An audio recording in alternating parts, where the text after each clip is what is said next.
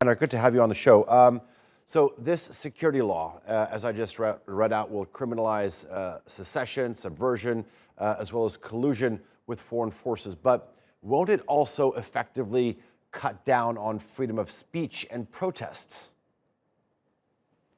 No, not really. I mean, if you look at the history of this, under Chapter 2, Article 23 of the Basic Laws, the Hong Kong legislature was required, not asked, required, shall pass a law regarding these four elements.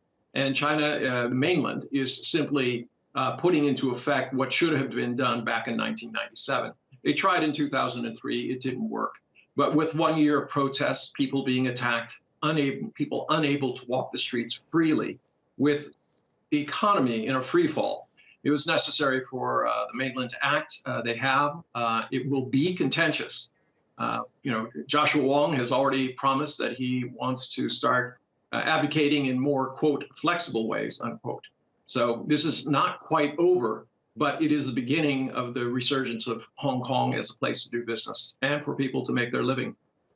I'm wondering, prior to this new security bill, which actions by activists could not be dealt with under existing laws? The fact that the protests were out of hand. I mean, on almost a weekly basis, people were being attacked, shops were being looted, people were being arrested, and then the courts were allowing them to go out on bail.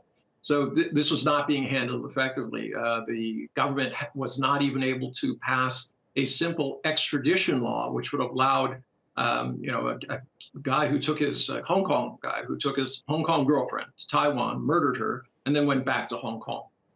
This is a fairly simple matter, but there is this feeling in Hong Kong that they're separate. It is not a separate entity.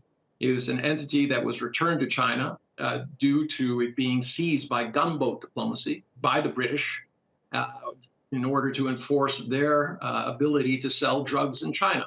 So this is not a moral issue. The only issue now is it's part of China. It needs to acknowledge that. And this is the best way for it to go forward. You cannot have a country that is a city that is in permanent turmoil, that is wrecking its very, lifelines. Hong Kong needed to be saved from itself. One of the biggest external criticisms of this new security law is that it seems to be open-ended, a tool for that, for suppression. The problem is when you have something like this is that the body which passes it and enforces it, in this case, China's Communist Party, they could use it to meet its needs as they see fit and basically crush almost any action. Is that a fair assessment? Not really. I mean, if that was their goal, they could have done that quite some time ago. Obviously, the mainland with 1.4 billion people, Hong Kong with 7 million, it wasn't a question of using force. The mainland was extremely forbearant in terms of what was happening there. They continually allowed Hong Kong to try to solve its problems. Only after it became clear that this was not happening, that there was outside interference, did they step in and pass what they thought was a necessary, not new law, but a necessary part of the laws that were supposed to be passed by the Hong Kong legislature. When you have a contract and you don't follow the terms, especially important ones, like succession, right? This is a colony that was ripped from China.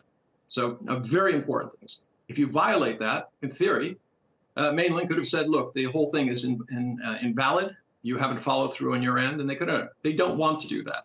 Hong Kong is valuable as a two-way door for economics, especially going from into China and outside of China.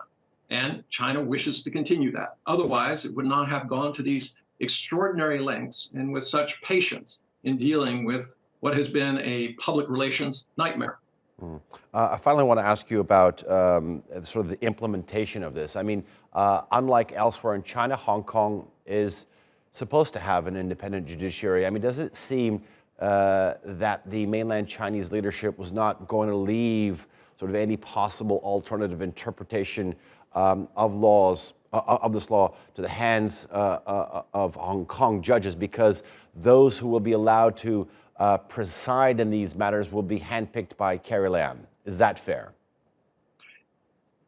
There's two levels. First of all, it's not up to judges to interpret the basic laws or this mini constitution. Second, in cases involving national security only, all right, the chief executive is there to make sure that there's no local bias that's being pushed on this stuff. Now, that is going to be resisted. Yes, the Hong Kong has a tradition of independent judiciary.